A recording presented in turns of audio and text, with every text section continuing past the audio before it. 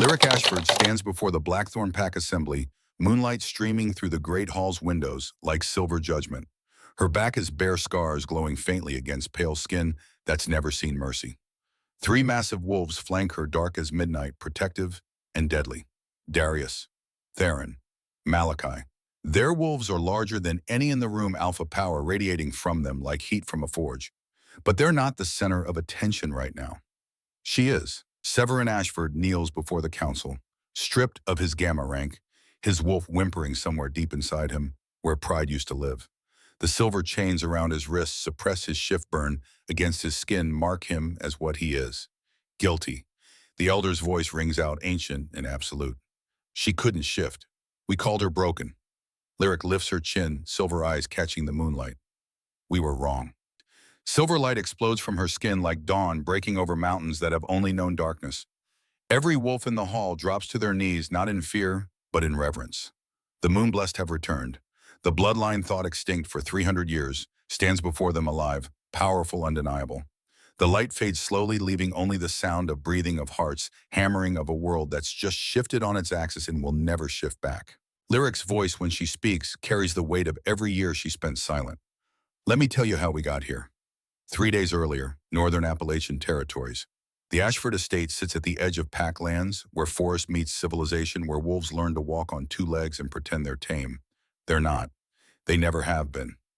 Lyric Ashford knows this better than most. She's 23 years old and she's never shifted. Not once, not ever. In a society where your wolf is your identity, where the animal inside you determines your rank, your worth, your entire existence, she is nothing. Less than nothing. She is broken. The word follows her like a shadow, whispered in hallways, muttered behind hands, said to her face by people who smile while they say it, who act like they're being kind by acknowledging her at all. Broken, defective, cursed, she's heard them all. Has carried them in her chest like stones since she was old enough to understand that other children could shift and she could not. Since she was old enough to see the disappointment harden in her father's eyes into something colder. Something that looked almost like hate. The kitchen smells like burnt bread and the lavender soap she used to scrub the floors before dawn. Winter sunlight filters through windows she cleaned yesterday, casting pale squares across stone that's older than anyone living can remember. The Ashford estate has stood for 200 years. Lyric's family has served the pack for just as long. Gamma rank, third in command.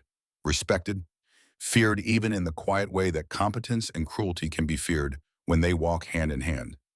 Severin Ashford wears his rank like armor. He is 50 years old, still strong, still vital, his wolf powerful enough that younger males step aside when he enters a room. He provides for his pack, serves his alphas with unwavering loyalty, commands respect from wolves twice his size. To the council, he is invaluable. To the pack, he is honorable. To his daughter, he is the man who told her she killed her mother just by being born. Lyric's hands are red from hauling firewood. The pile behind the estate needs restocking before the mating ceremony tomorrow. Every high-ranking family in the Northern Territories will attend. The Blackthorn Kings have returned from months away, settling border disputes, strengthening alliances, doing the work that keeps kingdoms stable and rumors wild. Their arrival means celebration. It means every family with power will gather in their finest clothes, angling for favor, positioning daughters and sisters and nieces like chess pieces in a game Lyric's never been allowed to play. She hauls another log, ignoring the ache in her shoulders. Physical pain is easy. It's the other kind that gets harder to carry with each passing year. Inside the house, voices drift through the half-open door. Feminine. Light. The kind of laughter that comes easy when you've never had to earn your place in the world. Seraphine. Lyric's half-sister. 21 years old, an alpha female, rare as diamonds and twice as valued. Beautiful in the way that makes people stop mid-sentence, confident in a way that doesn't need to prove itself. She shifted at 9 years old, earlier than anyone in pack history. Her wolf is golden powerful, absolutely perfect. The pack adores her. Severin worships her. And Seraphine has learned very quickly that the world bends when she smiles. Lyric pushes open the kitchen door. Warmth hits her face, welcome after the cold outside. The fire crackles in the hearth. Viviane stands at the stove, stirring soup, humming something soft and domestic. She's Severin's second mate, chosen 5 years after Lyric's mother died. A beta wolf, competent and composed, a picture of pack respectability. She's never lifted a hand to Lyric. She's never needed to. Seraphine sits at the table, twirling a ribbon between her fingers. Her dress is already laid out for tomorrow's ceremony. Midnight blue silk that probably cost more than Lyric's entire wardrobe. Custom fitted, elegant, everything a future Luna should wear. Lyric's dress, the one she's been sewing in secret for months, lies in pieces on the floor. Time stops. Not metaphorically, not in some poetic sense. Time actually stops the way it does when your brain can't process what your eyes are seeing, when reality fractures into before and after, and there's no going back. The cream fabric, the delicate embroidery she'd done by candlelight, fingers cramping, eyes burning, stitching hope into every thread. The soft sleeves that would have covered her scars. The low back that would have shown she wasn't afraid anymore. Shredded, scattered across stone like broken promises. Lyric's lungs forget how to work. She stands in the doorway, cold air at her back, warmth at her face, and something inside her that's been holding on for 23 years starts to crack. Vivian doesn't look up. The spoon keeps moving through soup that probably tastes like nothing. And Omega doesn't attend royal ceremonies. Her voice is pleasant, conversational, like they're discussing weather. It's tradition. Tradition. The word that's been used to justify every cruelty, every exclusion, every moment. Lyric's been told to make herself smaller. Seraphine smiles. It's not a cruel smile. That would be easier. This is worse. This is amusement. This is a cat watching a mouse and knowing the mouse has nowhere to run. Everyone who matters, Seraphine says, fingers still playing with that ribbon. Her nails are perfect. Her hands have never bled from hauling wood or scrubbing floors. You understand. Lyric's throat closes. Words pile up behind her teeth, but they won't come out because speaking means acknowledging this is happening. Speaking means accepting that the last small hope she'd allowed herself has just been destroyed by hands that smiled while they did it. Her fingers curl, not into fists. Fists earn consequences, but into tight, trembling shapes that hurt to hold. Why? The word comes out smaller than she meant it to. Weaker. Exactly what they expect from her. Vivian finally turns. Her expression is calm, almost kind. Because you're a reminder, dear. You carry Lyra's face, but none of her worth. She says it like she's explaining something obvious to a child. You make Severin uncomfortable. The name hits like a slap. Lyra Ashford, Lyric's mother. Dead 23 years, bleeding out as her daughter took her first breath. Beautiful, they said. Kind. Everything the pack needed in a Gamma's mate. Silver eyes that could see straight through to your soul. Lyric has those same silver eyes. It's the only thing Severin's ever noticed about her. Footsteps in the hallway. Heavy, deliberate. The kind that make the floorboards creak in a pattern Lyric knows by heart. He's home. Severin fills the doorway, arms crossed, dark eyes taking in the scene. The torn fabric. His wife at the stove. His perfect daughter at the table. His broken daughter standing there with her hands shaking and her face doing that thing where she's trying not to cry. His jaw tightens, not with guilt, not with shame, with the irritation of a man inconvenienced by someone else's feelings. You were told. 4 words. That's all it takes. Lyric tries to speak, tries to explain that she didn't do anything wrong, that she just wanted to feel human for one night, that she's so tired of disappearing. I didn't do anything wrong. Her voice comes out thin, breakable, exactly the kind of voice that gets ignored. His hand moves too fast. Severin Ashford is Gamma for a reason. He's been trained in combat since he could walk, knows exactly where to hit, exactly how hard, exactly which injuries look like accidents, and which ones raise questions. He's careful, careful enough to stay respected, cruel enough to stay feared. The blow lands across her back where clothing hides it, where old scars live layered like sediment, each one a story she's never been allowed to tell. The impact sends lightning through her spine, drops her to one knee before she can stop herself. She doesn't scream, never screams. Screaming means weakness, and weakness means they win. But her throat makes a sound anyway. Something between a gasp and a sob that she hates herself for. Something that proves she's still breakable after all these years of trying not to be. Seraphine's nostrils flare. Not in sympathy, in satisfaction. This is the natural order. This is how it's supposed to be. Vivian keeps stirring soup. Severin leans close. His voice drops to that poisonous whisper he uses when he wants the words to stick. When he wants them to live inside your head long after he's gone. If you embarrass this family tomorrow, I will remind you what a cursed child deserves. Then he leaves, just like that. Walks away like he didn't just break something that was already barely holding together. Like he didn't just prove once again that Lyric's entire existence is conditional on her ability to become invisible. Viviane goes back to humming. Seraphine examines her nails, and Lyric stands there trembling, tasting copper, where she bit her tongue, feeling the warm slide of blood down her back, where skin split until she's sure her legs will hold her long enough to walk. She doesn't go to her room. Rooms have walls, and walls hold sound, and if she breaks down where anyone can hear it, becomes ammunition, becomes proof that she's unstable, becomes another reason why she doesn't deserve to exist in the same space as real wolves. So she goes outside. The cold air hits her face like a slap, but it's better than the warmth inside. Out here, no one's watching. Out here, she can let the tears fall without someone cataloging them for later use. The backyard stretches behind the estate in a narrow strip of pale stone and winter grass bordered by towering pines that swallow sound. Torchlight from the main hall flickers against the trees warm and golden, belonging to a world Lyric's never been allowed to enter fully. The air smells like damp earth and smoke, like the kind of night that presses close to your skin and makes you feel small. She walks until she reaches the old shed at the property's edge. The wood is rough under her palms when she presses against it, trying to steady her breathing. Her back burns not the sharp sting of a fresh wound, but the deeper kind, the kind that lives in your body long after the moment passes, the kind that reminds you with every movement that some things don't heal just because time moves forward. Her dress hangs loose around her shoulders.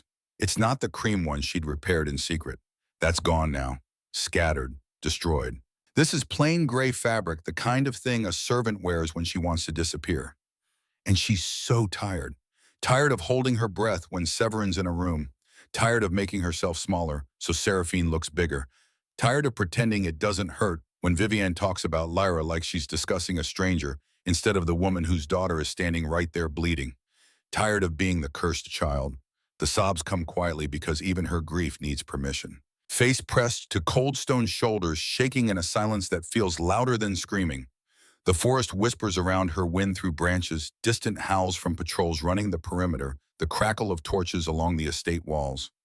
Normal sounds, safe sounds, sounds that mean the pack is functioning exactly as it should, with everyone in their proper place, and Lyric at the very bottom where broken things belong. She doesn't hear the footsteps at first. The forest is always full of sound, but these footsteps are different, deliberate, measured. The kind that make the air around them change, that make your wolf wake up and pay attention, even if that wolf has never once emerged to protect you. Lyric's head snaps up. A shadow steps into the torchlight. Tall, broad-shouldered, dark hair pulled back, leather and steel catching the firelight. And on his chest, the crest that makes every wolf in the Northern Territories straighten their spine. 3 wolves circling a crescent moon. The blackthorn symbol, the kind of symbol that doesn't need explanation. The kind that means royalty power, the sort of authority that can reshape territories with a single word. Darius Blackthorn, one of the Triplet Alpha Kings. Lyric's breath catches in her throat like a physical thing. She scrambles to stand, instinct screaming to lower her head, to apologize, to make herself smaller. Make herself invisible the way she's supposed to. "I'm sorry, Your Majesty, I didn't mean to." 2 more figures emerge from the tree line, identical. Theron and Malachi Blackthorn, the triplets. 3 Alpha Kings who rule the Northern Territories with an iron fist wrapped in silk. Warriors, strategists, legends, men who've held power since they were 20 years old and never once wavered.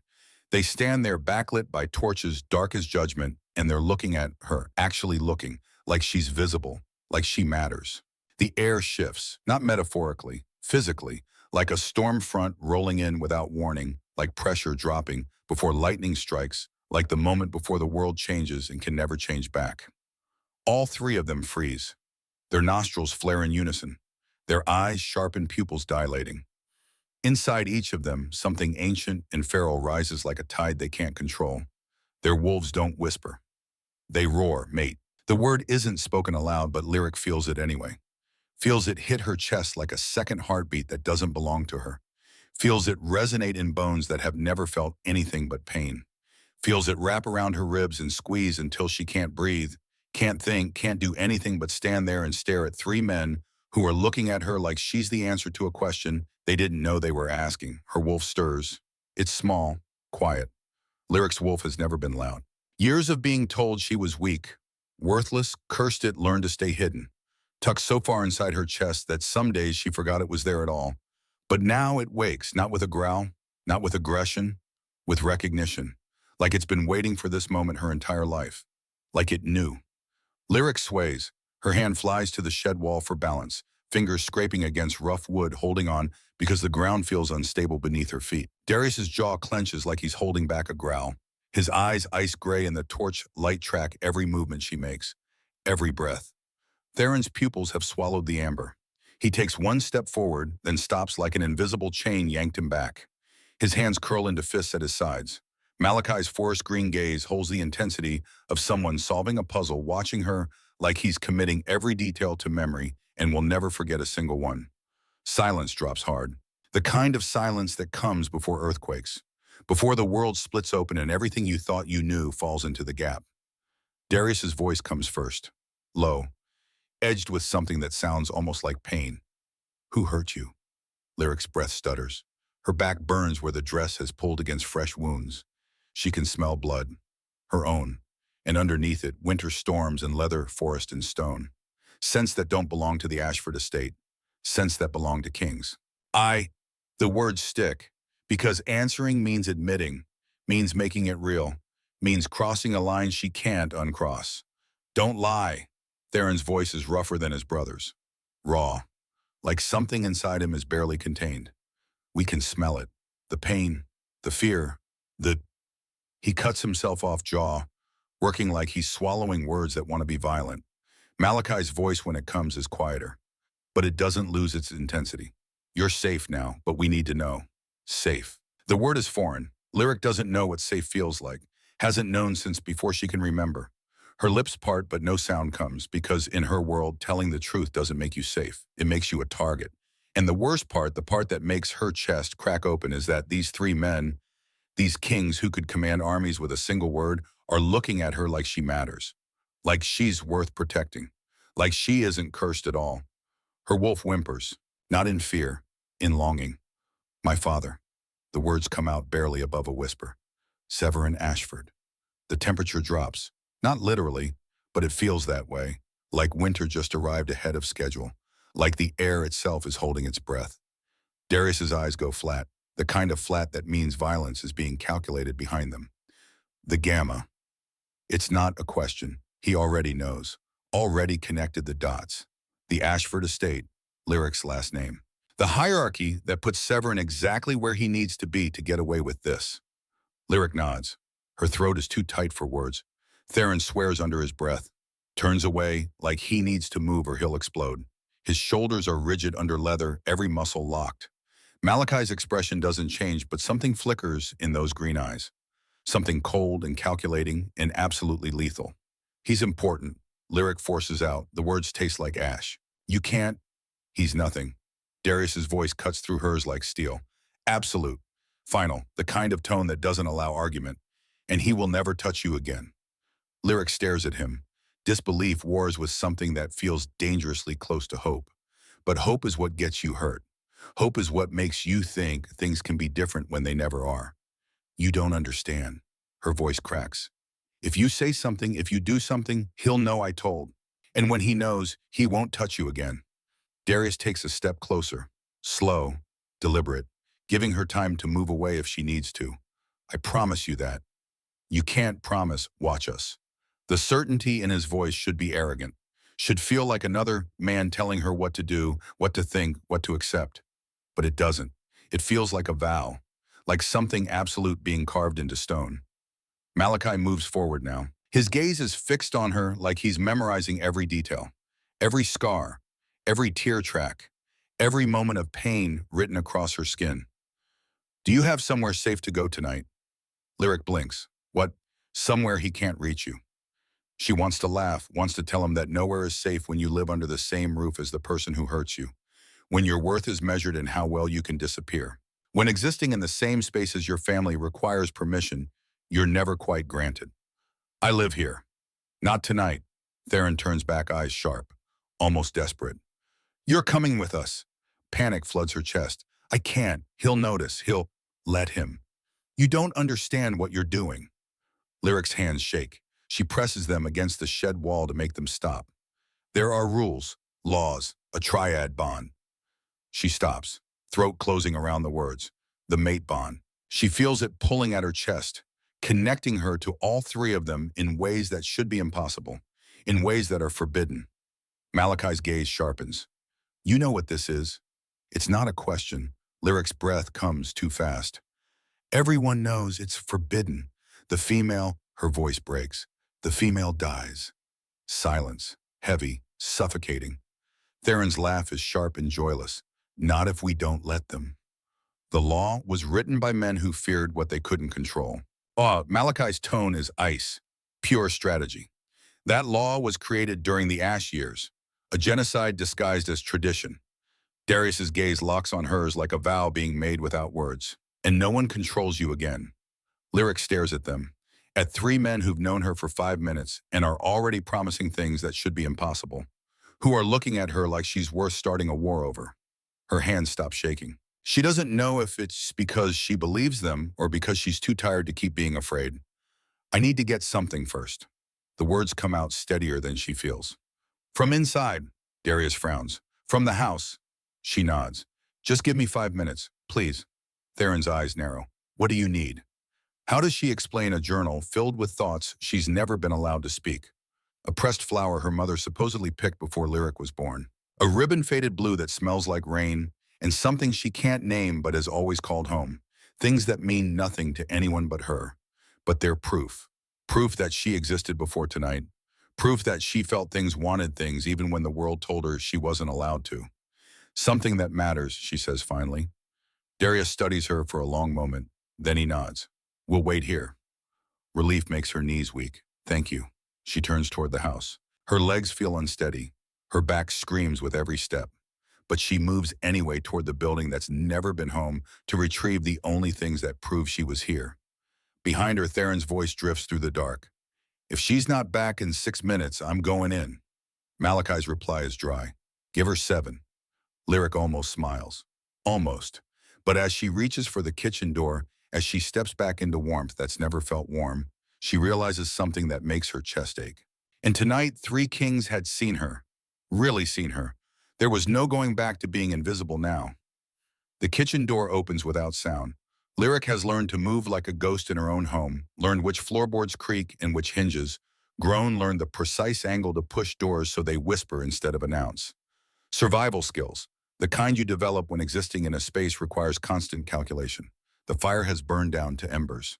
The soup pot sits empty on the stove, already washed and dried, because Vivienne maintains appearances even when no one's watching, especially when no one's watching.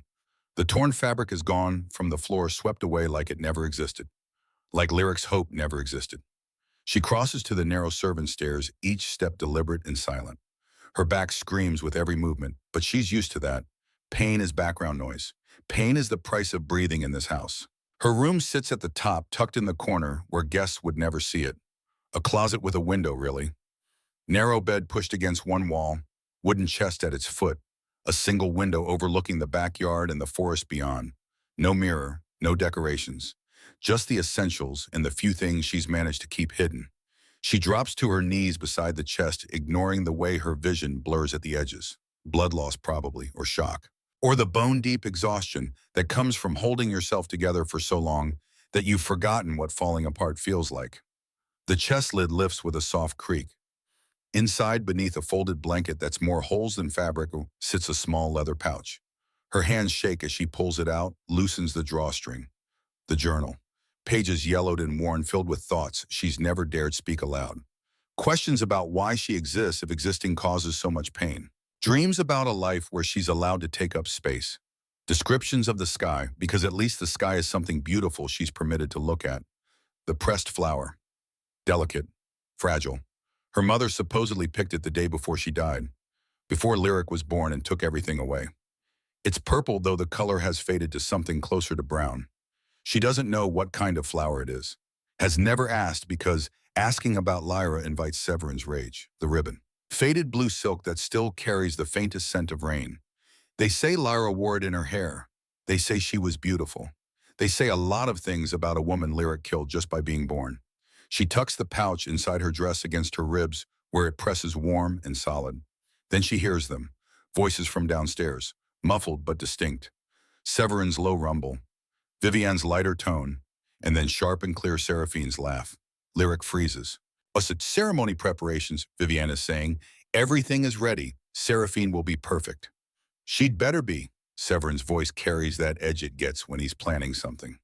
When he's positioning pieces on a board that only he can see. The kings are watching. This is our moment. They won't be able to look away. Seraphine's smugness bleeds through every word. An alpha female, rare bloodline, perfect in every way. I'll be Luna before the moon rises tomorrow. A pause. Then Severin again. Quieter now. The tone that makes Lyric's blood run cold.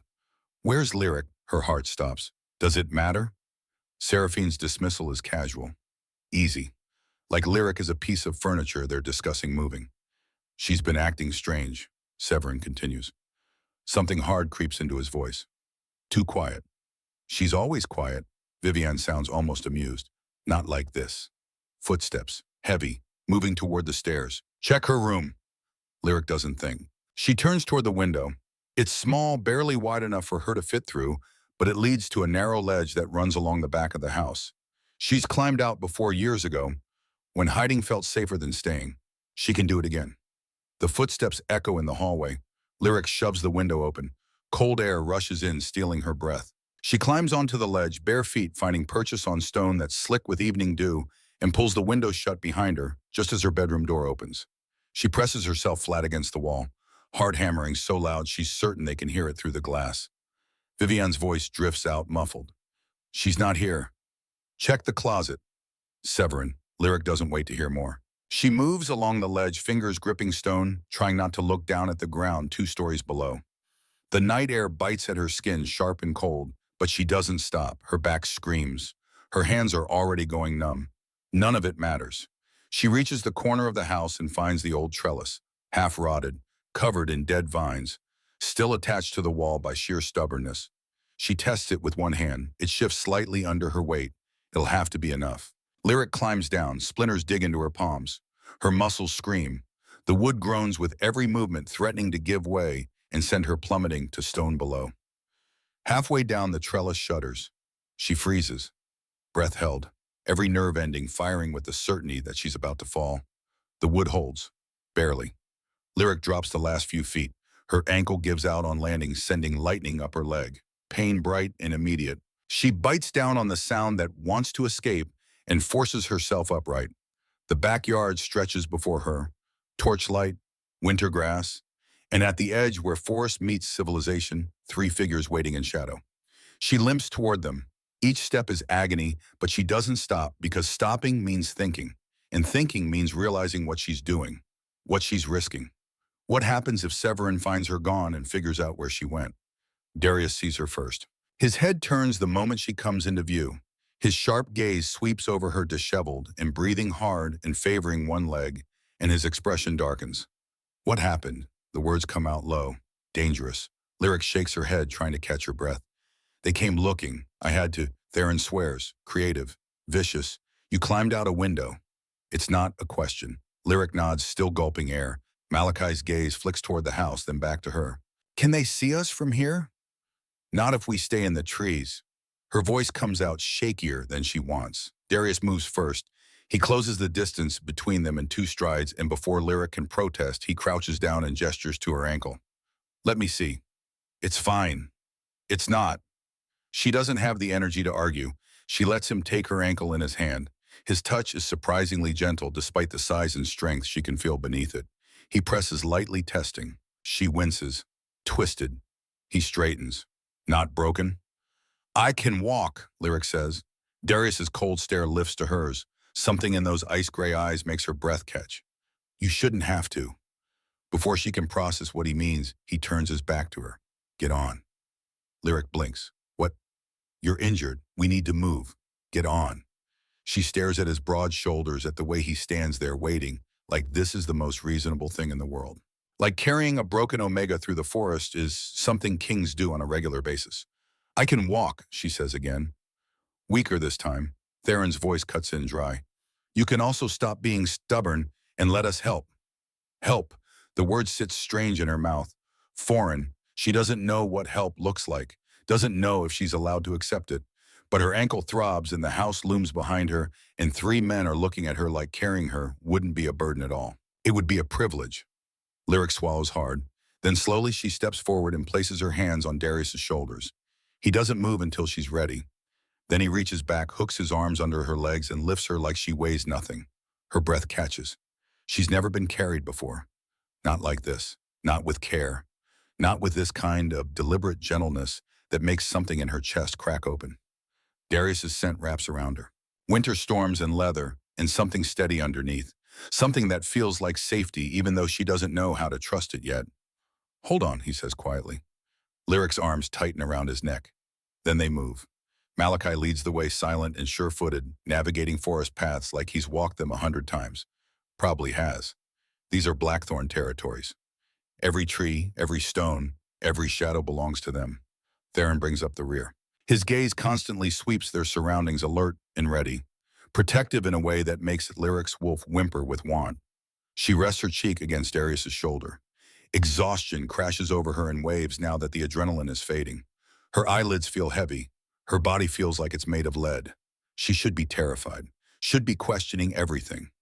Where they're taking her, what happens next, what she's just walked away from. But all she feels is the steady rhythm of Darius's heartbeat against her ribs. And for the first time in her life, Lyric lets herself believe that maybe she's not falling. Maybe she's being caught.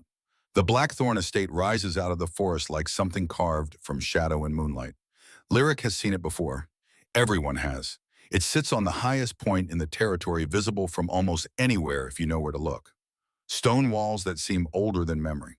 Arched windows that glow warm even in the dead of winter. Iron gates that open only for those who belong. She's never imagined she'd be one of them. Darius's grip on her legs tightens slightly as they approach the entrance. She feels his muscles shift beneath her, feels the steady rhythm of his breathing, and tries to convince herself this is real. That she hasn't passed out from pain somewhere behind the Ashford estate and conjured this entire night from desperation. But the cold air bites at her cheeks. The pouch presses against her ribs. And Darius has sent winter storms and leather, and something that feels like safety wraps around her too completely to be imagined. This is real. Terrifyingly, impossibly real. Malachi moves ahead, pushing open heavy wooden doors with ease. Warm light spills out, and with it comes the scent of burning wood and something else. Something clean and lived in. Like a place that's meant to be a home instead of just a house. Lyric's throat tightens. Darius carries her inside, and the doors close behind them with a soft thud that feels final. The entrance hall is enormous. Vaulted ceilings stretch overhead, supported by beams that look like they were carved from whole trees. Tapestries hang on the walls depicting wolves under crescent moons, battles won, and territories claimed. A staircase splits in two directions, curving upward like wings. It should feel cold, stone and fire and too much space. But it doesn't. It feels warm, lived in, safe. Darius crosses the hall and lowers himself onto a cushioned bench near the hearth. He settles the Lyric gently beside him, but doesn't let go right away. His hands linger on her waist, steadying her, like he thinks she might bolt the second he releases her. He's not wrong. Lyric's fingers curl into the fabric of her dress, grounding herself. Trying to process the fact that she's sitting in the home of 3 Alpha Kings and her father has no idea where she is. Severin is going to lose his mind. The thought should terrify her. Instead, it feels like the first full breath she's taken in years. Theron drops into a chair across from them.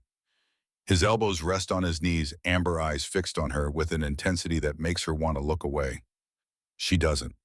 Looking away feels like admitting she doesn't belong here. And she's tired of admitting that. Malachi moves to a side table and pours water from a pitcher into a glass. He brings it to her, holding it out without a word. Lyric stares at the glass like it's a foreign object. "Drink," Malachi says quietly. She takes it.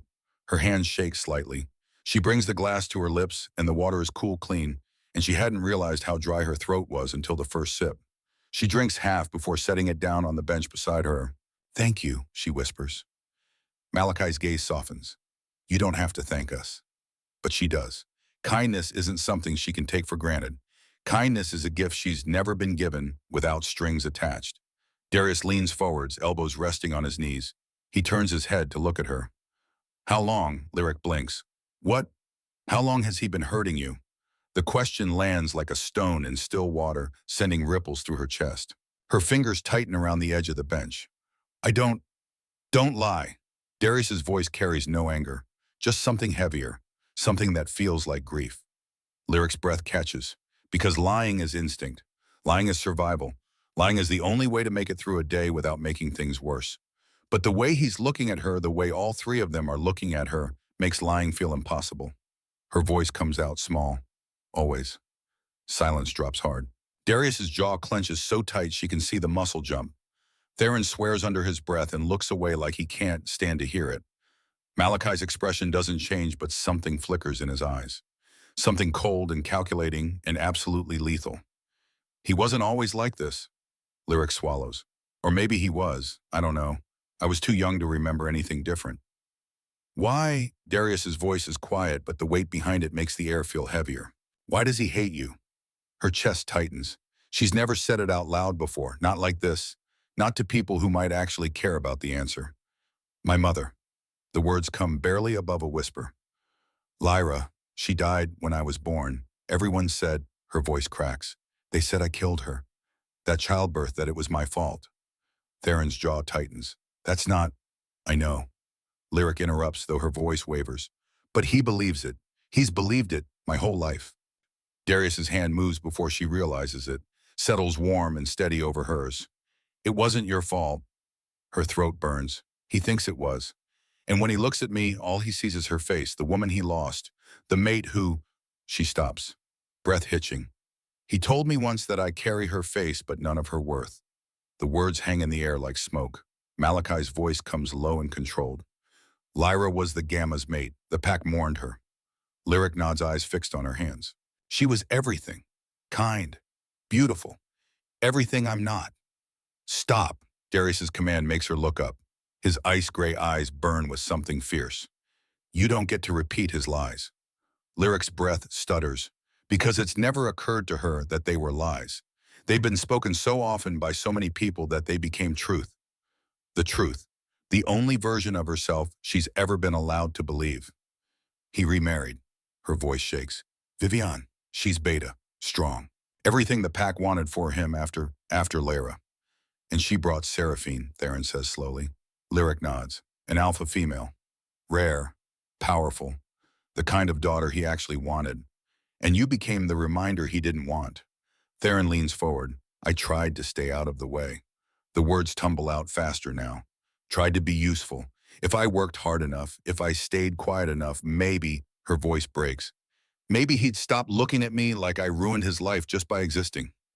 Darius's grip on her hand tightens, grounding her before the spiral can pull her under. Malachi crouches down in front of her, brings himself to her eye level. Lyric, look at me. She does. His forest green gaze is steady, calm, devastatingly sincere.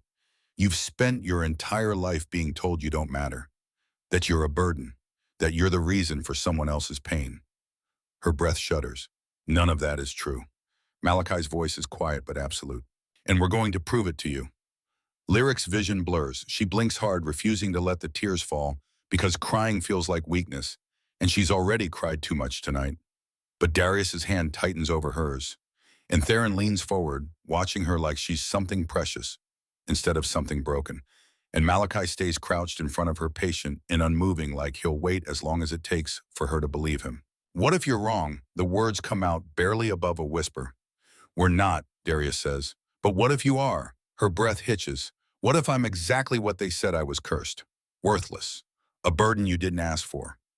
Darius's gaze doesn't waver. Then we'll still choose you. Something in Lyric's chest cracks open, because that's the thing she's never had before. Choice. The option to be wanted not because of duty or obligation or some cosmic accident, but because someone looked at her and decided she was worth it. I don't know how to believe you, she whispers. You don't have to. Malachi's voice is gentle. Not yet. Just let us prove it. She stares at him, then at Darius, then at Theron. And something inside her, something that's been locked down tight for so long, she'd forgotten it was there, begins to crack. Not break. Crack. Like light finding its way through stone. She nods. Barely, but it's enough. Darius exhales like he's been holding tension he didn't realize was there. Theron grins sharp and relieved. Malachi rises to his feet, and approval flickering across his face.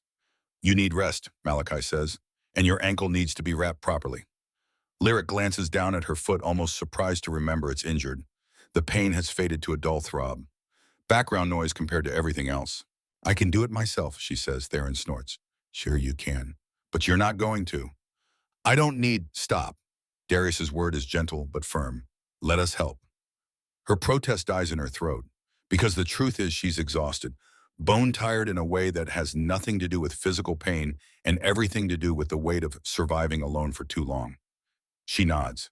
Malachi disappears down a hallway and returns a moment later with a wooden box. He sets it on the bench beside her and opens it. Bandages, salves, various supplies that look far more organized than anything she's ever had access to. Darius shifts slightly, giving Malachi room to work. Lyric watches as Malachi kneels in front of her again. This time he reaches for her injured ankle with careful, practiced hands. His touch is clinical, professional, but there's something else beneath it, something that feels like care. He wraps the bandage with precision, securing it firmly but not too tight. His fingers are warm against her skin. When he finishes, he sits back on his heels and meets her gaze. Better. Lyric tests her weight slightly. The support helps, takes pressure off the twisted joint. Yes, thank you. Malachi's lips curve just barely. You're welcome. They lead her through the estate. Malachi stops in front of a heavy wooden door and pushes it open. The room beyond is smaller than the entrance hall, but still larger than anywhere Lyric has ever slept. A bed sits against the far wall, piled with blankets that look soft enough to drown in. A window overlooks the forest moonlight spilling through the glass. A fireplace crackles quietly in the corner, filling the room with warmth.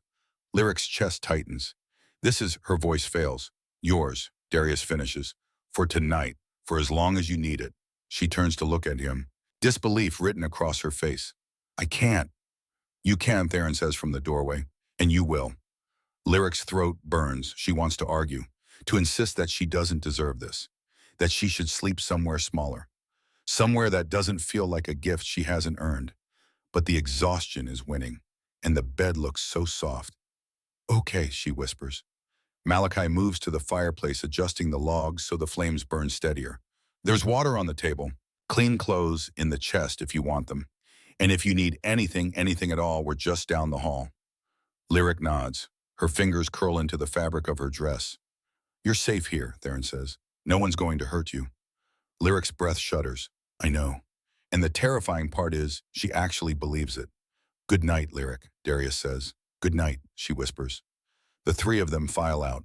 The door closes behind them with a soft click. And for the first time in her life, Lyric is alone, in a way that doesn't feel like abandonment. She crosses to the bed and sinks onto the edge, testing the mattress. It's soft. Too soft. The kind of soft that makes her want to cry because she's never had anything like this before. She pulls the leather pouch from inside her dress and sets it on the bedside table. Her journal, the pressed flower, the ribbon, small things. Proof she existed. Lyric kicks off her shoes and climbs under the blankets. They smell clean, like winter and safety. The fire crackles. The moonlight paints silver lines across the floor. Outside, the forest whispers like it's keeping watch. Her eyes drift closed, and for the first time in longer than she can remember, Lyric falls asleep without fear. Morning comes soft through windows Lyric doesn't recognize. For 3 heartbeats, she forgets where she is, forgets the night before. Forgets everything except the warmth wrapped around her like a promise and the scent embedded in fabric that's softer than anything she's ever touched. Then memory floods back. The torn dress, Severn's hand, 3 kings appearing from shadows like an answer to prayers she never dared speak aloud. The mate bond. Lyric sits up slowly, testing her body. Her back aches, but it's manageable. Her ankle throbs dully beneath Malachi's careful bandaging. Everything else feels like she's been wrung out and left to dry. But she's alive. And she's here in a room that belongs to her, in a house where no one's going to hurt her. The thought should feel like safety. Instead, it feels like standing on the edge of a cliff waiting to see if she'll fly or fall. Sunlight streams through the window, winter pale but warm. The fire has burned down to embers. The leather pouch sits on the bedside table exactly where she left it, proof that last night was real. A knock at the door makes her breath catch. Lyric, Malachi's voice, quiet, careful. May I come in? She pulls the blanket higher, suddenly aware that she's still wearing yesterday's torn dress. Yes. The door opens. Malachi enters carrying a tray that smells like coffee and something warm. He's dressed simply, dark shirt and pants, but he moves with that same careful grace she noticed last night. like every action is deliberate. His forest green eyes find hers and soften. How are you feeling? The question should be simple. It's not. How is she feeling? Terrified, hopeful, raw, like every nerve ending is exposed and the slightest touch might shatter her completely. Sore, she says instead. Safe. Simple. Malachi sets the tray on a small table near the window. I brought food and coffee, though I wasn't sure how you take it. I don't usually, she stops. Because the truth is she's never had coffee. Coffee is for people who matter. For family members who get to sit at the table instead of serving at it. Then we'll figure it out together. His smile is small but genuine. He pours from a ceramic pot, adds cream, and honey, brings the cup to her. Try this. Lyric takes it. The warmth seeps into her palms. She sips carefully. The taste is rich, complex, nothing like she imagined. Good, Malachi asks. She nods. Can't quite find words. He settles into the chair near the window, giving her space but staying close. Darius and Theron are handling some pack business this morning, but they wanted me to check on you, make sure you're okay. I'm fine. The lie tastes bitter even as she says it. Malachi's gaze holds hers. Patient. Waiting. Lyric's fingers tighten around the cup. I don't know what happens now. Now you eat. Then we talk about what comes next. The ceremony. Yes, he doesn't flinch from it. It starts at sunset. The entire pack will gather. Severin will be there. Her stomach twists. And Seraphine. And Seraphine. Malachi leans forward slightly. But so will we. All three of us. And you if you choose. If you choose. The words hang between them like an offering. You're still giving me a choice, she says slowly. Always. His voice is absolute. This is your life, Lyric. Your future. We won't make decisions for you. Something in her chest cracks wider. Because that's the thing no one's ever given her before. Agency, the right to choose her own path instead of following the one carved out by people who think they know better. A second knock interrupts. Theron's voice rougher than Malachi's. Is she decent? Define decent. Malachi calls back dry. The door opens. Theron enters with the kind of energy that fills a room immediately. His amber eyes find Lyric and something in them softens. Morning, little wolf.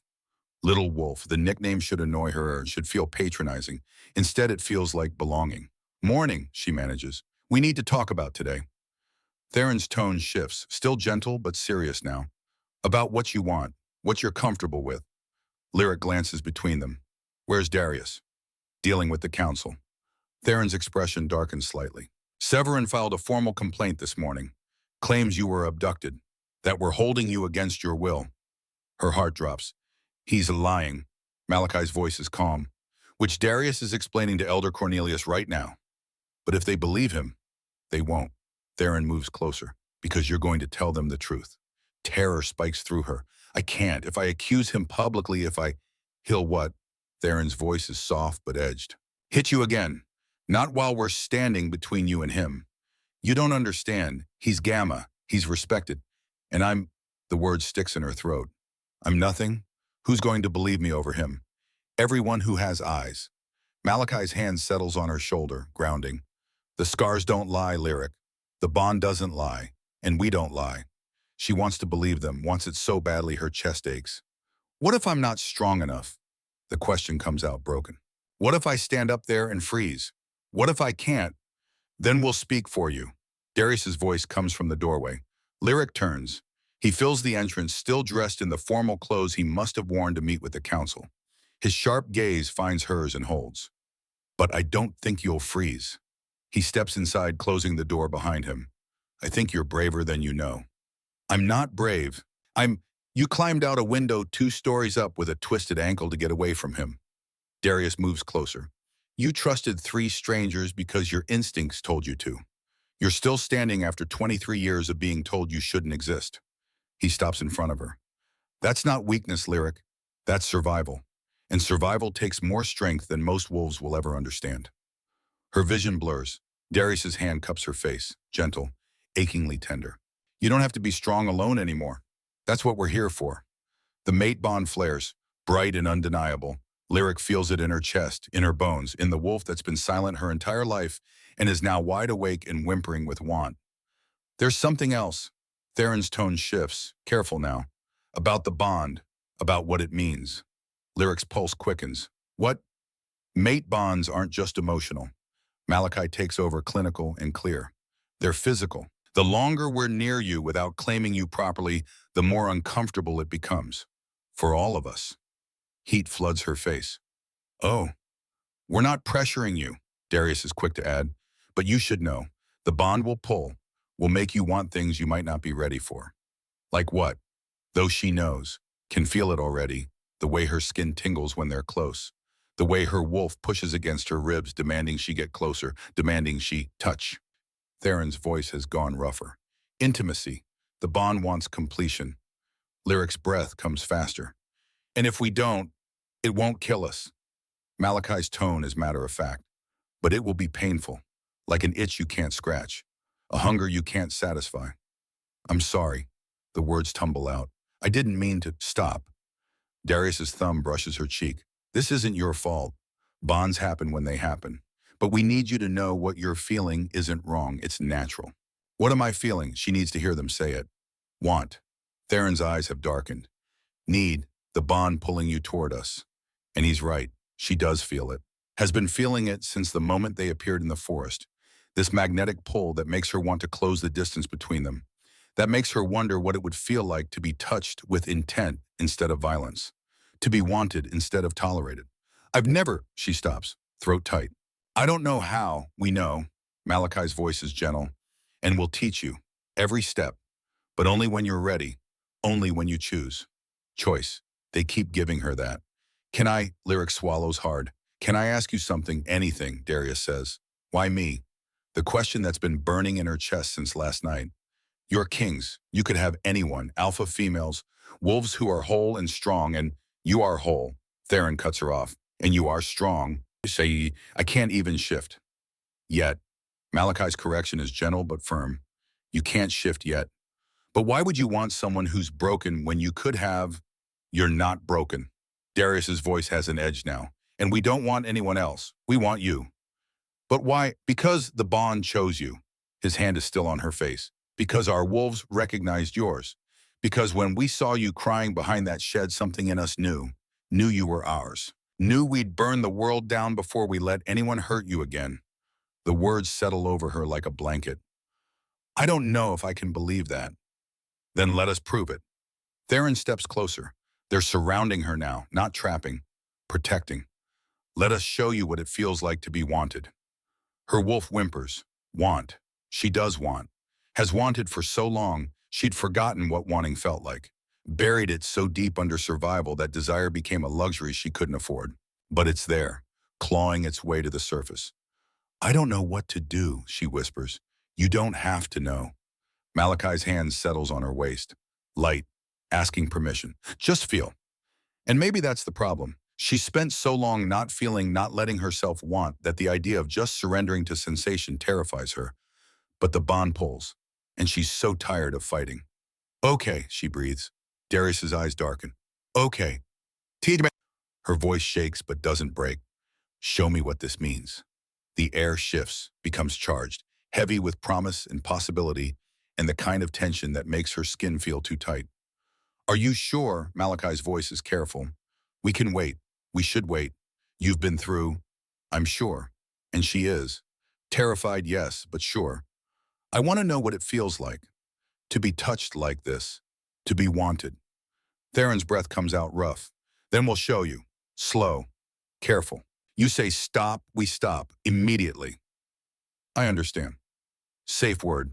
Darius's tone is absolute. Choose one. Something you wouldn't normally say. Lyric thinks, her mind blank with anticipation and fear. Mercy. Mercy, he nods. Say it if you need us to stop, for any reason. We'll stop immediately, no questions. Okay. And Lyric, Malachi waits until she looks at him. This is about you, your pleasure, your comfort, not ours. Understand? Her throat is too tight for words. She nods. Darius leans in slowly, giving her time to pull away if she needs to. His lips brush her forehead. Gentle. Reverent. May I kiss you? His voice is soft against her skin. Yes. His mouth finds hers. The kiss is nothing like she imagined. It's careful. Tender. Like she's made of spun glass and might shatter if he's not gentle enough. His lips move against hers, slowly teaching her the rhythm, giving her time to respond. When she makes a small sound of pleasure, she feels him smile against her mouth. Then his control cracks, just slightly. The kiss deepens.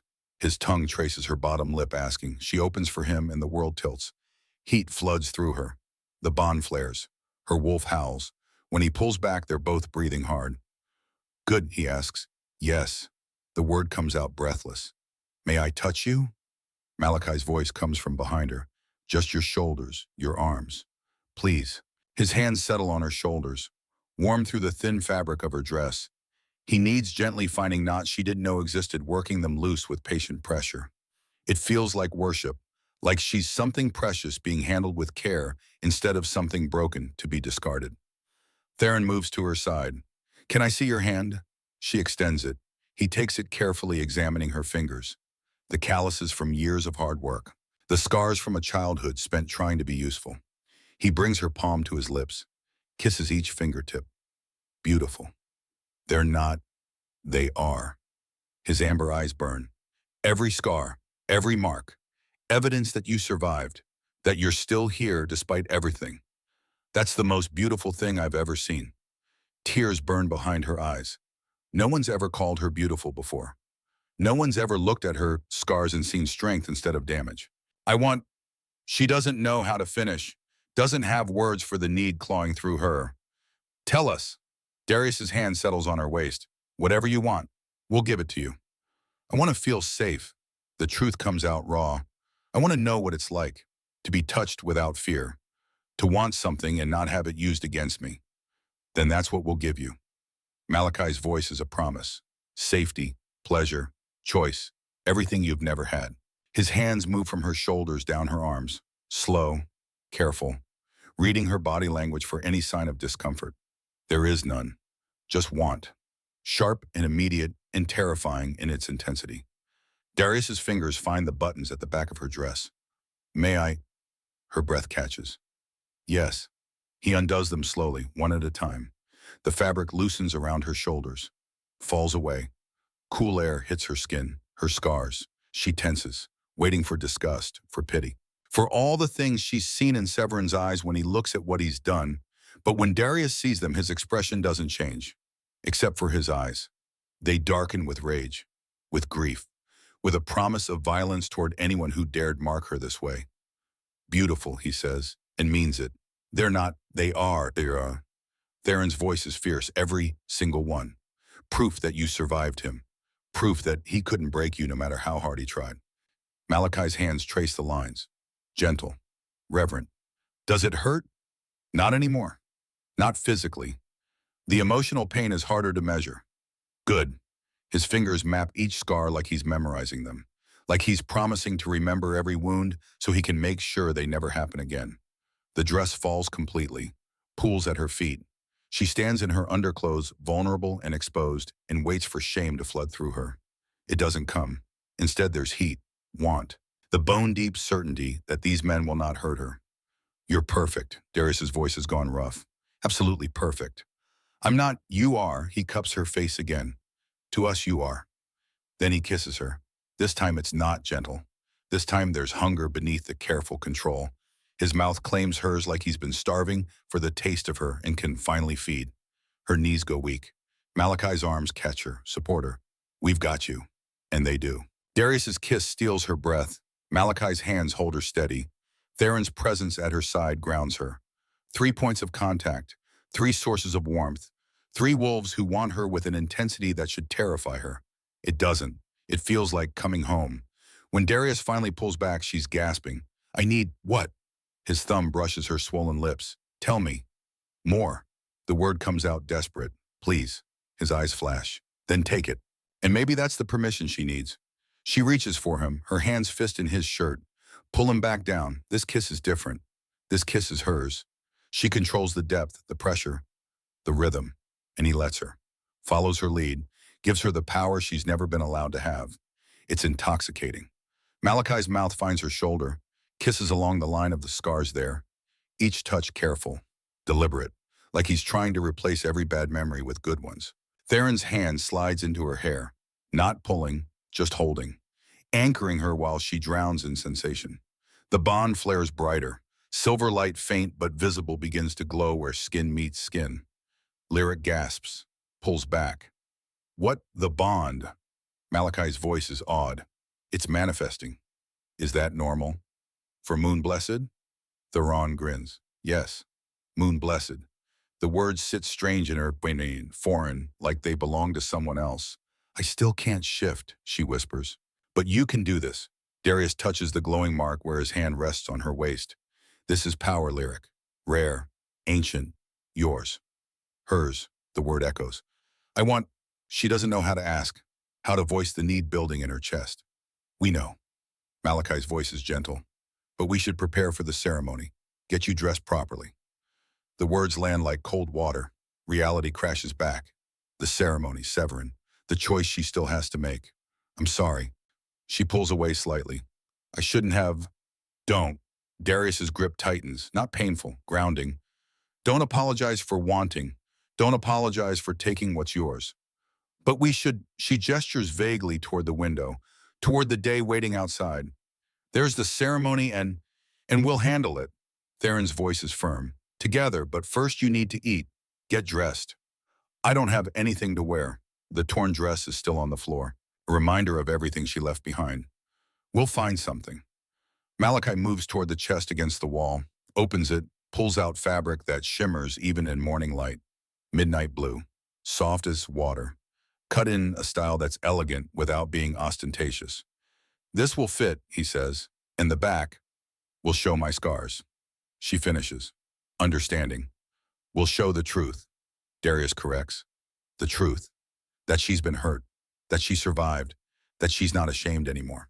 Okay, she breathes. They leave her to dress. Give her space and privacy, even though the bond pulls at all of them to stay close. Lyric pulls on the dress. It fits perfectly. The fabric skims her skin like a whisper.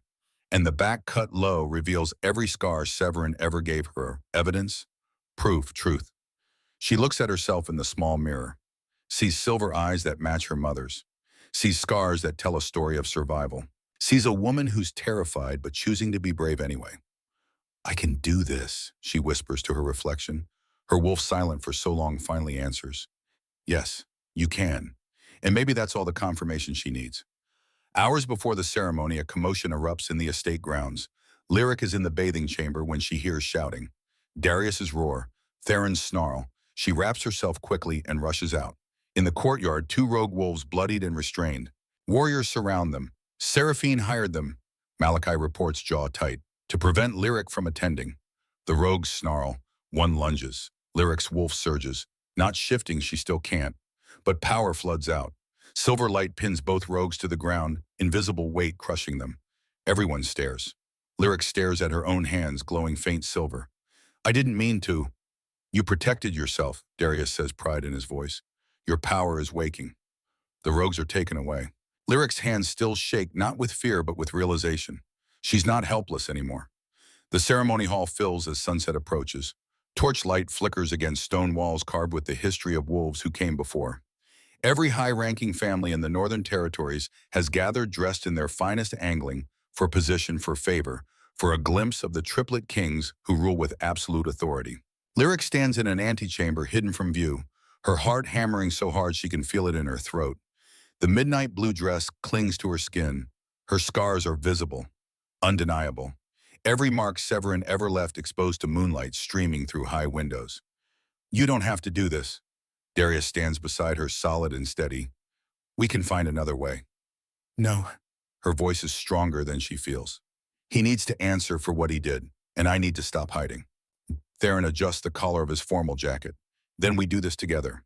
Malachi's hand settles on her shoulder. The moment you want to leave, we leave. Your comfort matters more than their judgment.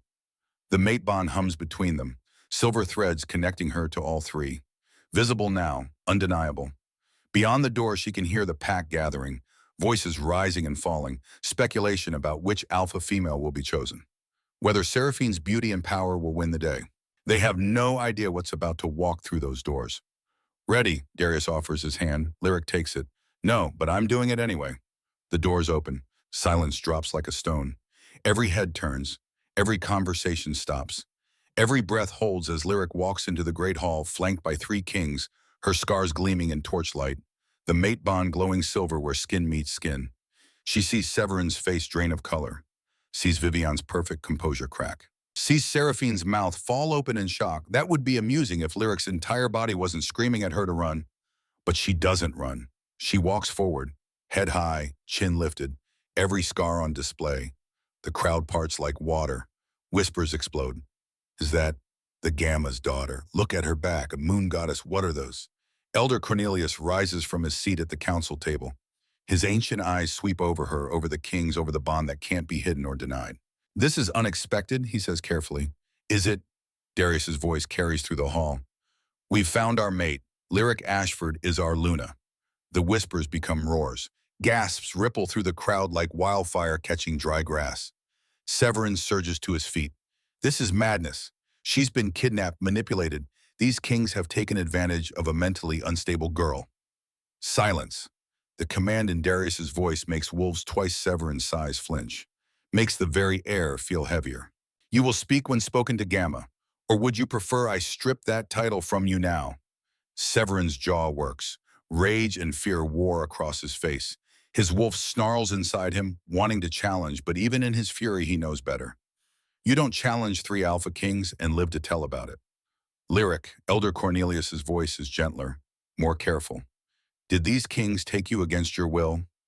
Every eye fixes on her, waiting, judging. Pack members she's served 4 years. Warriors she's trained beside.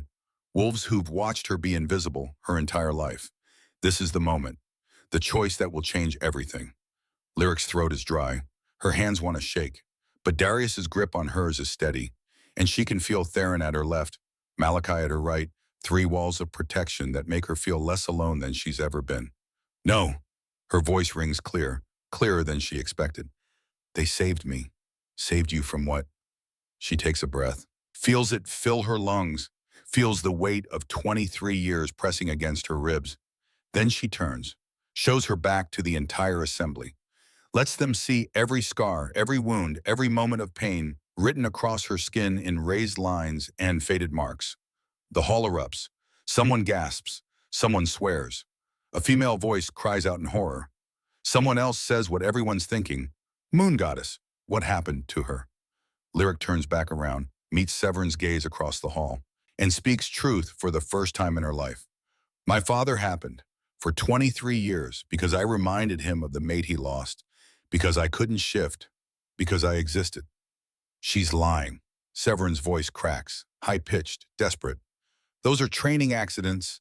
She's always been clumsy, always getting hurt because she doesn't pay attention. Those are not training wounds. Malachi's clinical tone cuts through. I've treated combat injuries for 8 years. Those are punishment, systematic, deliberate, designed to leave marks where clothing would hide them. Theron steps forward. His voice carries the weight of absolute certainty. And they carry your scent, Severin Ashford. Your rage, your cruelty. Every wolf in this room and smell it if they try. Murmurs ripple through the crowd, wolves inhaling deeply, testing the air, and one by one their expressions change. Horror, disgust, belief, because scent doesn't lie. Truth lives in the nose of a wolf. Elder Cornelius's expression hardens like stone setting. Is this true, Severin? Severin opens his mouth. No sound comes, because the lie is too big now, too obvious.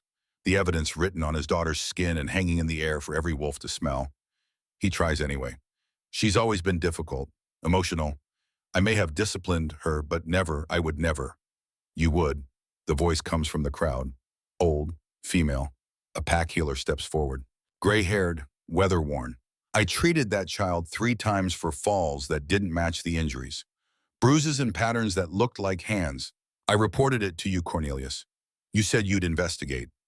Elder Cornelius's face goes carefully blank. I remember no such report. Because Severin is Gamma. The healer's voice is bitter. And I am no one. Who would believe me over him? Other voices rise now, emboldened. I saw him grab her once. Thought it was strange. She always flinched when he came near. I asked her once if she was okay. She said she was fine, but her hands were shaking. The testimonies pile up like stones. Small observations, ignored moments. The thousand tiny cruelties that everyone saw but no one named. Until now, Severin's face has gone from pale to red. This is a conspiracy. She's turned you all against me with lease and manipulation. Then explain the scars. Darius's voice is ice. Explain why your scent is embedded in her pain. Silence. Severin has no answer. Can't answer. Because there is no lie big enough to cover this truth. Then Seraphine moves. Desperation overriding calculation. Jealousy overriding common sense. She pushes through the crowd, golden and furious, pointing at Lyric with a shaking hand. This is ridiculous. I'm the alpha female. I'm perfect. She's nothing. She can't even shift. Her voice rises shrill. I've trained my whole life for this. I'm beautiful. I'm powerful. I'm everything a Luna should be. And you're choosing her. The jealous rage in her voice confirms everything. The hall goes quiet, watching, waiting. Elder Cornelius looks at Seraphine with something like pity. Child, this isn't a competition you can win. Mate bonds aren't chosen. They simply are. She doesn't deserve them. Seraphine's composure shatters completely. She deserved every mark Father gave her. She killed Aunt Lyra. She's cursed, she's broken. The admission hangs in the air like poison. Seraphine realizes what she said. Her hand flies to her mouth. Too late. So you knew. Malachi's voice is soft, deadly. You watched him hurt her. You said nothing. Seraphine looks around wildly, finding no allies, no sympathy. She's not special. She's just moon-blessed. Lyric's words fall into sudden silence. Every wolf goes still. What? Elder Cornelius leans forward. Lyric closes her eyes, reaches for the thing that's been stirring in her chest since the mate bond formed. The wolf that's finally awake. The power that's been waiting her entire life for permission to exist. She stops fighting it, stops holding it down, stops making herself small. Silver light explodes from her skin. The hall blazes with it.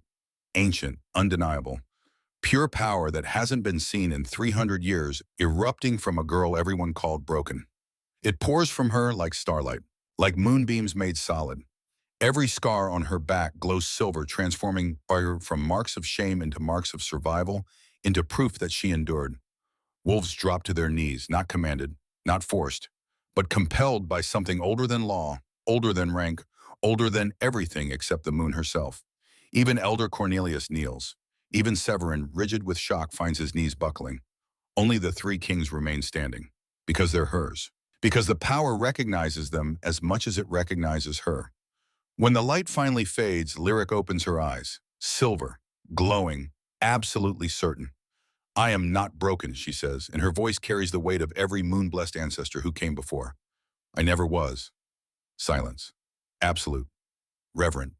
Then Elder Cornelius speaks still on his knees, his voice shaking with awe. Moon-blessed, after all these years, the bloodline lives. He looks up at her with something that might be wonder, might be fear. Your mother, Lyra, she had silver eyes. Yes. We thought after the ash years, after the purges, we thought the bloodline extinct. You thought wrong. Malachi's voice is quiet but carries. And the law you're all thinking about, the one that forbids triad bonds, that law was written to eliminate moon-blessed wolves. Because moon-blessed always bond in triads. The law was genocide disguised as tradition. Understanding ripples through the crowd. Horrified understanding. Then the bond, Elder Cornelius, looks between Lyric and the three kings. The bond is not forbidden. It's necessary. It's inevitable, Darius corrects. The elder's gaze sweeps the hall, lands on Severin, still kneeling, all color drained from his face. Severin Ashford, the elder's voice is granite. You stand accused of systematic abuse of your daughter. A daughter who carries one of the rarest bloodlines in our history, a moon-blessed wolf. Do you deny these accusations? Severin's mouth opens, closes, opens again. It wasn't.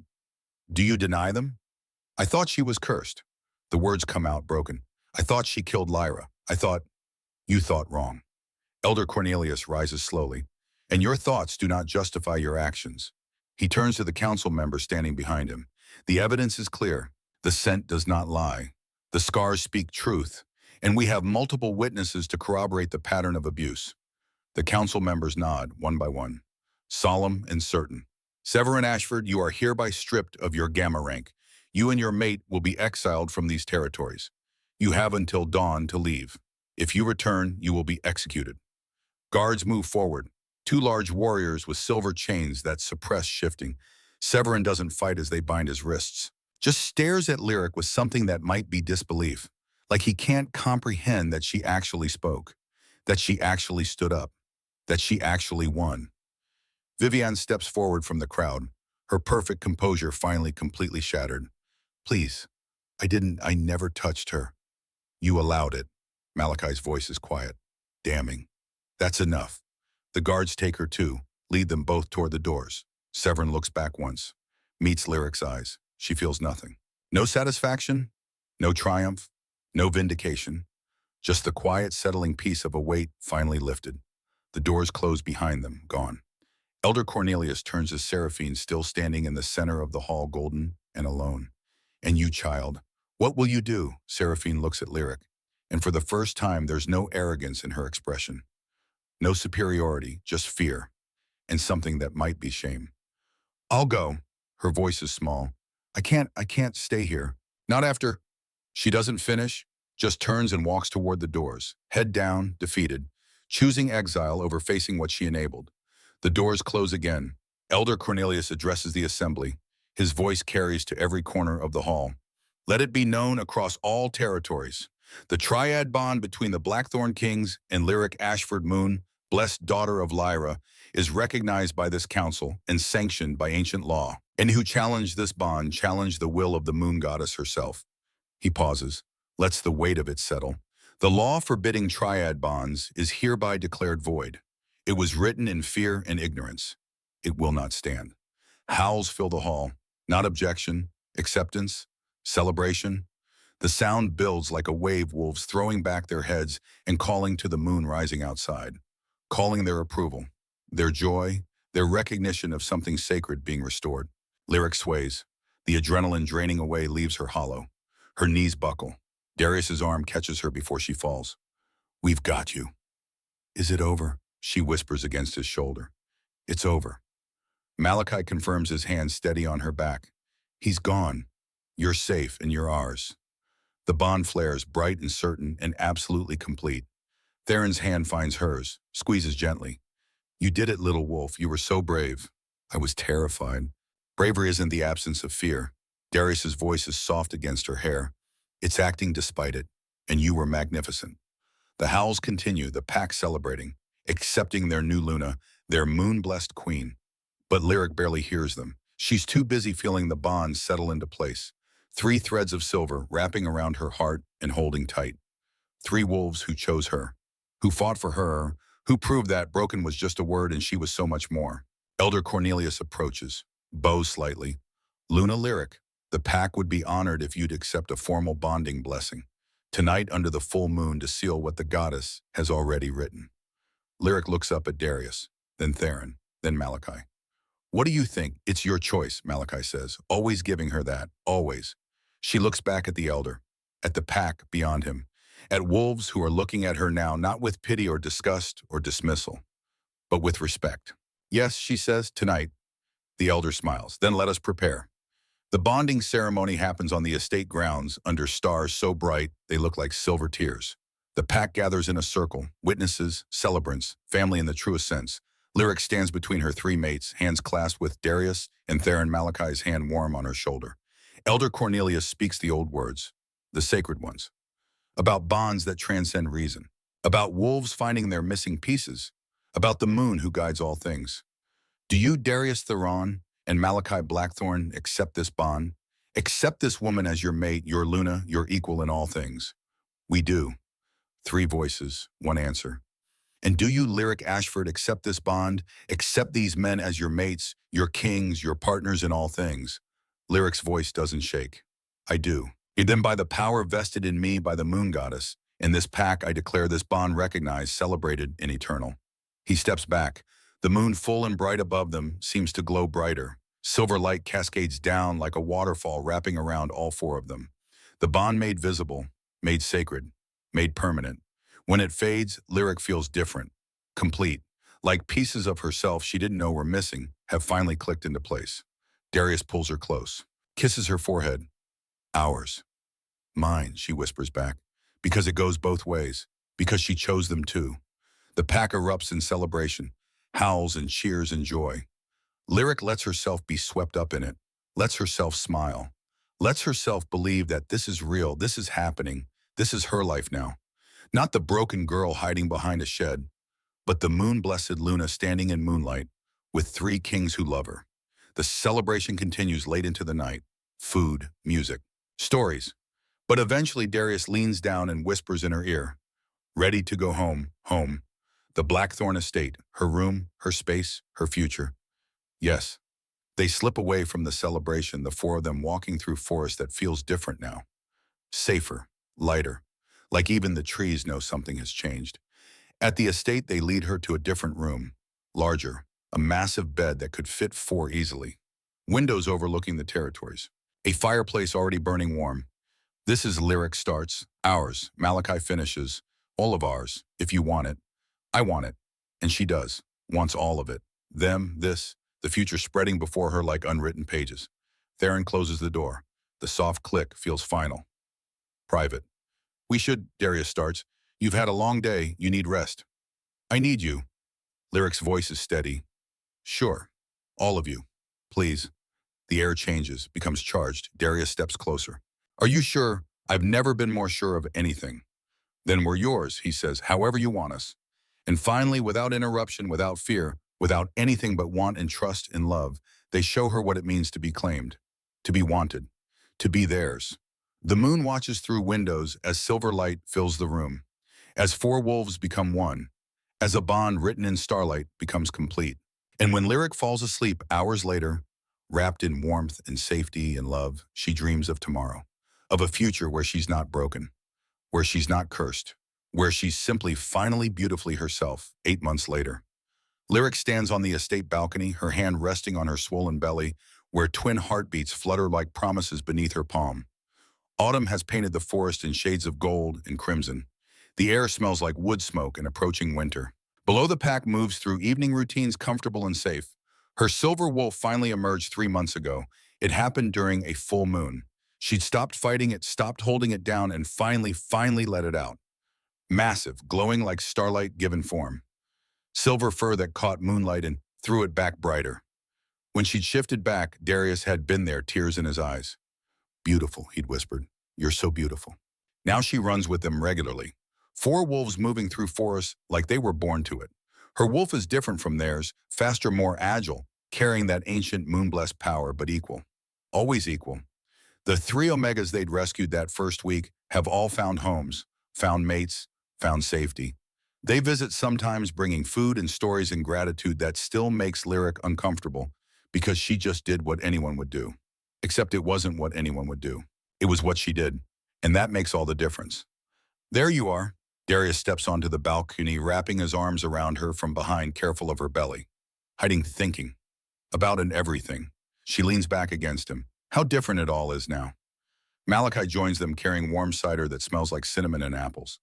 The council wants to meet next week, discuss expanding the moon-blessed protections to other territories. Good. Lyric takes the offered cup, sips carefully. No one should have to hide what they are. Theron appears in the doorway grinning. The nursery's finished. Want to see them? They'd been working on it for weeks.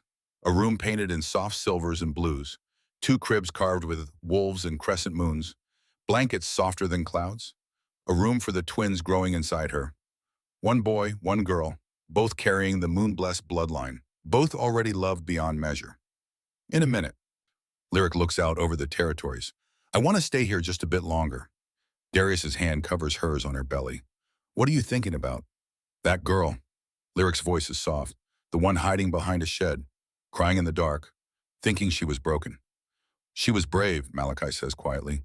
She was surviving, Theron adds. She was waiting. Lyric turns to look at each of them, waiting for someone to tell her she mattered, that she was worth fighting for, that she wasn't cursed. And now, Darius asks, now she knows. Lyric smiles. Silver light glows faintly around her the way it always does when she's happy, when she's home. She knows she was blessed all along. She just couldn't see it yet. The twins kick, both of them, like they're agreeing, like they already understand. Come on, Theron offers his hand. Let's look at the nursery, then dinner. The pack wants to celebrate your birthday. Her birthday. 24 years old today. 24 years of survival and strength and finally joy. They walk inside together. Four wolves who found each other against impossible odds, who broke every rule and rewrote every law, who proved that sometimes the things you're told are weaknesses are actually your greatest strengths. In the nursery, Lyric runs her fingers over the carved cribs, imagines tiny hands gripping the rails, imagines teaching her children to shift to run, to be proud of who they are, imagines telling them about their grandmother Lyra, who was moon-blessed too, who would have loved them, who would have been proud. Do you ever regret it, she asked quietly, everything that happened, everything you risked? Never. Darius's voice is absolute. I mean, not once, Malachi confirms. Are you kidding? Theron laughs. Best thing that ever happened to us. Lyric turns to face them, her mates, her kings, her home.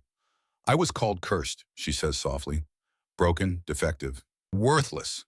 And we called you ours, Darius reminds her. And that, Lyric says, silver-lighted, glowing brighter as she smiles, as she feels the bond pulse warm and true and eternal, changed everything. The sunset paints the sky in shades of fire and gold. The moon rises full and bright, watching over territories where a moon-blessed Luna rules beside three kings who love her. Where wolves who were broken have found healing. Where the cycle of pain has finally blessedly ended. And in a nursery painted silver and blue, two cribs wait for the next generation. For twins who will grow up knowing they're loved, who will shift under full moons and run wild through forests, who will carry the moon-blessed bloodline forward, who will never ever be told they're anything less than extraordinary. The scars remain on Lyric's back, visible when she shifts, undeniable when she's human. But they no longer define her. They're simply part of her story. The story of a girl who survived, who found her strength, who discovered that broken was just a word and she was so much more. Luna, mate, mother, moon-blessed, Lyric, simply finally beautifully herself, and that makes all the difference.